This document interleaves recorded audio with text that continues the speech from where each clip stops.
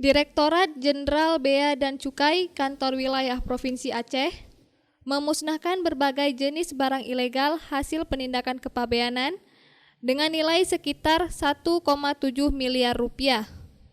Barang-barang sitaan tersebut diantaranya 1,9 juta batang rokok ilegal dengan berbagai merek, suku cadang mesin kendaraan bermotor, alat kesehatan, bahan makanan, obat-obatan, kosmetik, serta barang ilegal lainnya.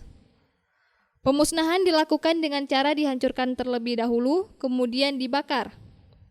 Kepala Bidang Fasilitas Kepabeanan dan Cukai Kantor DJBC Aceh, Leni Rahmasari mengatakan, barang-barang yang dimusnahkan itu merupakan hasil penindakan selama 1 tahun terakhir, serta nilai barang ilegal yang dimusnahkan diperkirakan mencapai 1,7 miliar rupiah. Memusnahkan sebagian besar adalah merupakan rokok ilegal, yaitu rokok polos yang tidak dilekati pita cukai.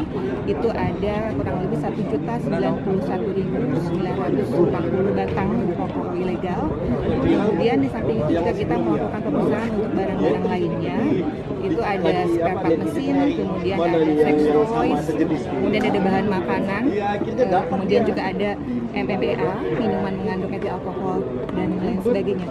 Jadi ini barang-barang ini merupakan hasil penindakan dan penegahan. Jadi ada juga barang-barang yang dikirim melalui jasa kirim, kemudian barang tersebut tidak memenuhi ketentuan larangan pembatasan maupun tidak dilengkapi dengan dokumen yang seharusnya, sehingga barang-barang tersebut dilakukan penegahan. Untuk perkiraan kerugian negara itu ada 1.089.587.227. Perkiraan kerugian negara karena perkiraan dan nilai barang seluruh barang yang dimusnahkan pada siang hari ini ada 1.744.881.600. Ini merupakan penegahan pendidikan dari tahun 2022 dan tahun 2023. Jadi untuk sepanjang tahun 2022 dan 2023. Leni juga menambahkan, pemusnahan itu dilakukan agar barang-barang ilegal tersebut tidak dapat digunakan lagi atau disalahgunakan.